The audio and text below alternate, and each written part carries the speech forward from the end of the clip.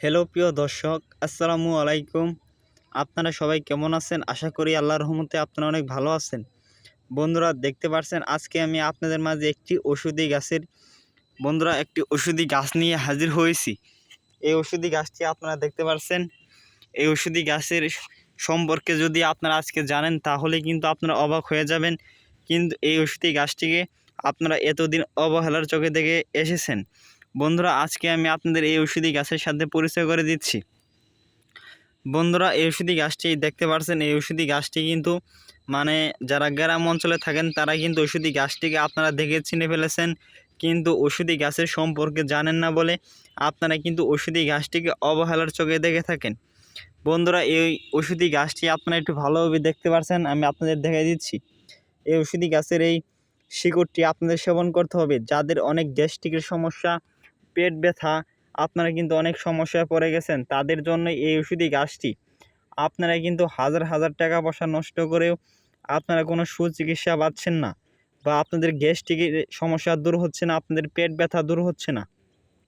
তাদের জন্যই আজকে আমি এই গাছটি নিয়ে হাজির হয়েছি। এই ওষুধি গাছটি আরও নানান ধরনের অসুখের কাজ করে থাকে।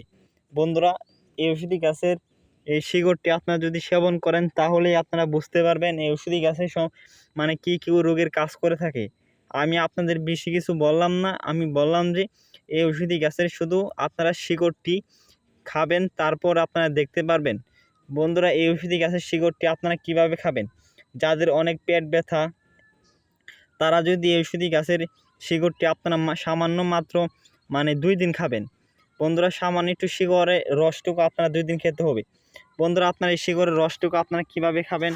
বন্ধুরা, এই শিকড়টি আপনারা প্রথমে, এই ওষুধি গাছটি কিন্তু অনেক মজবুত। এই ওষুধি গাছটি আপনারা দেখতে পাচ্ছেন, আপনারা কিন্তু তুলতে পারবেন না। এই ওষুধি গাছটি কিছু একটা দিয়ে আপনারা মাটিগুলো সরিয়ে তারপরে ওষুধি গাছের সম্পূর্ণ শিকড়টি আপনারা তুলে নেবেন। তারপর আপনারা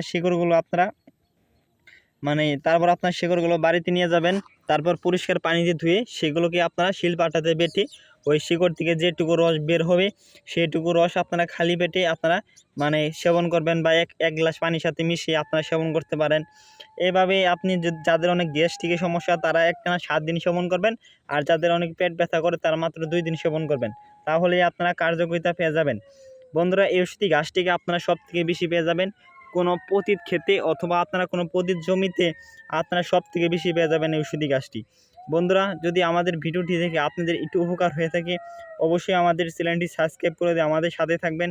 আমরা আপনাদের মাঝে আরও নতুন নতুন ওষুধি গাছ নিয়ে হাজির হব।